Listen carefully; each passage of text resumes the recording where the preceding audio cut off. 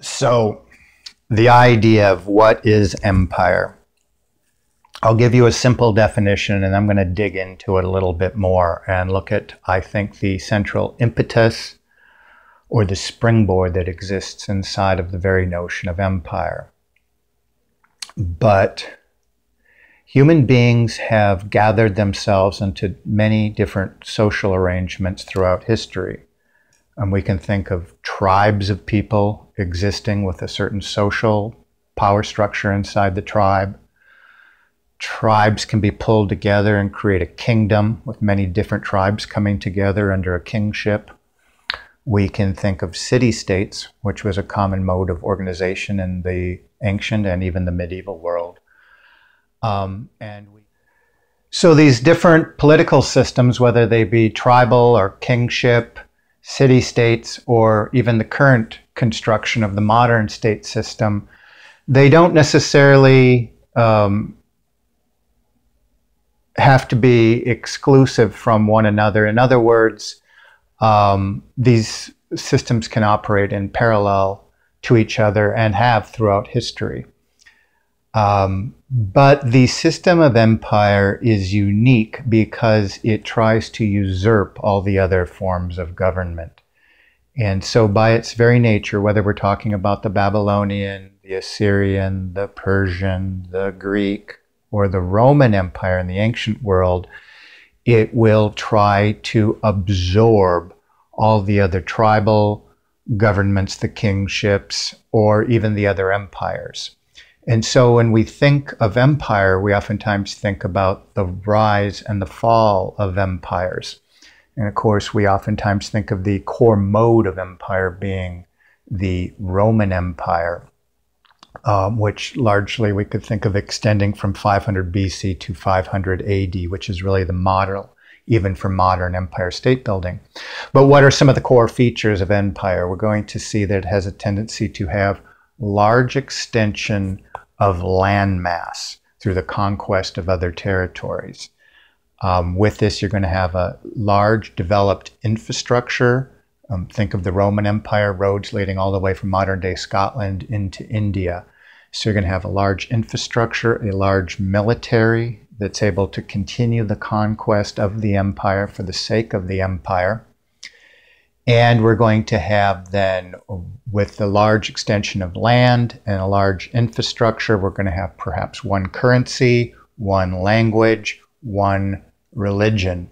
And that's the unifying feature of an empire. So an empire will take in people from many different languages, cultures, and religions and offer them a new religion, language, and worldview.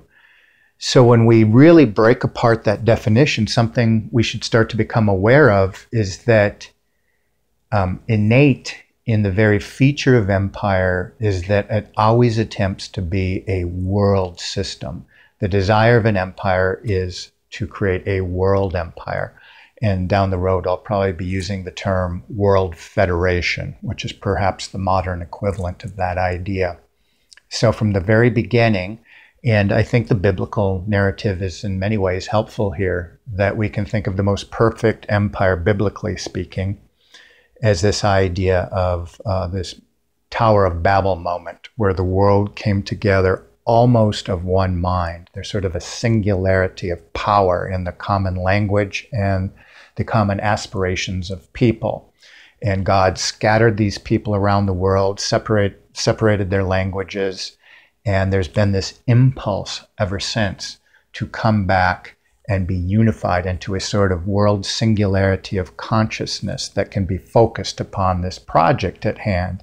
And if for many of you the biblical view you're a little too sophisticated for that view, I'd ask you to look at the signature surrounding the European Union, really aimed again at this Babylonian project. It's all over, from statues outside of the EU to EU currency and beyond. So in terms of his signature, still very much alive in at least an impression mode of operation. So this idea that I'm going to present to you now is similar to what Tarpley would discuss, that when we go back through time, we see the rise and fall of empire.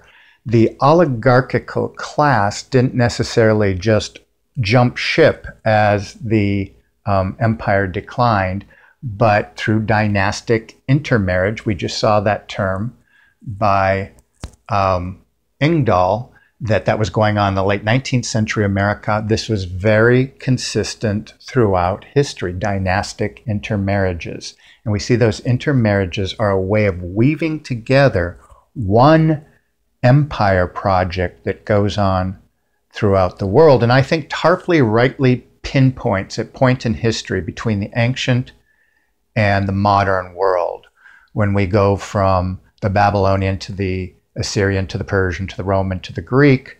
We can think of sort of an hourglass design between that ancient world and the modern world that's going to open up.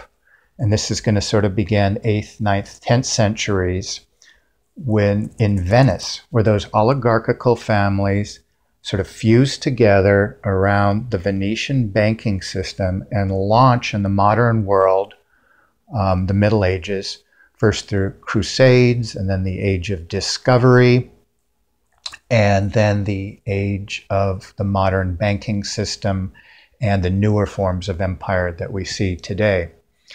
But another rethinking of this system that I'm discussing is what we term in international relations is hegemonic rule. And the idea of hegemonic rule in the modern era, it's the powers that make and create the rules for the international system. So it's really not until sort of the Spanish rise of power in the 15th and 16th century that the world sort of discovers itself and there really is an international community to speak of. But the idea of hegemonic control, these powers that make and enforce the rules of the international world, kind of correlate with the dominant naval or shipping powers of the time. So they move from Venice and that banking power that would really, we'll see, fund the Crusades, fund the Age of Discovery, and fund the large naval powers of Portugal and Spain in the 15th and 16th century, that the naval power is really linked to the center of finance. And we're going to track this, how it moves from Venice to Spain with the enlargement of the Spanish Navy, and then it's going to move over to Holland and the expansion of the Dutch Navy, and then move over into the British and ultimately the Americas.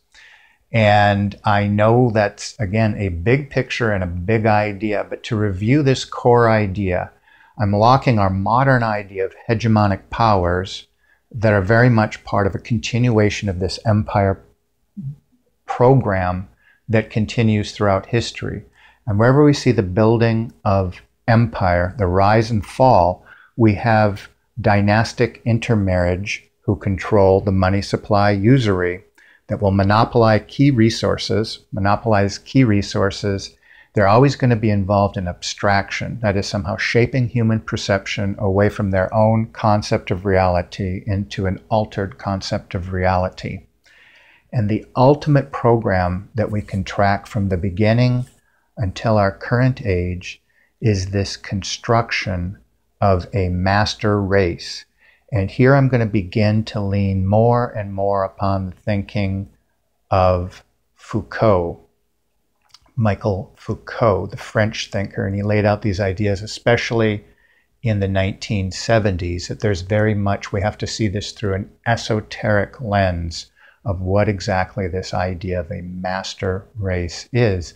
And one of the key ideas we'll get to, and Tarpley picks upon this, is this idea. One sort of component of this is eugenics, the idea of creating people through the management of their procreation. Again, a master race. We think of mastering breeds of dogs or breeds of cattle. It's a little far out for our thinking, and we tend to think this doesn't go on anymore.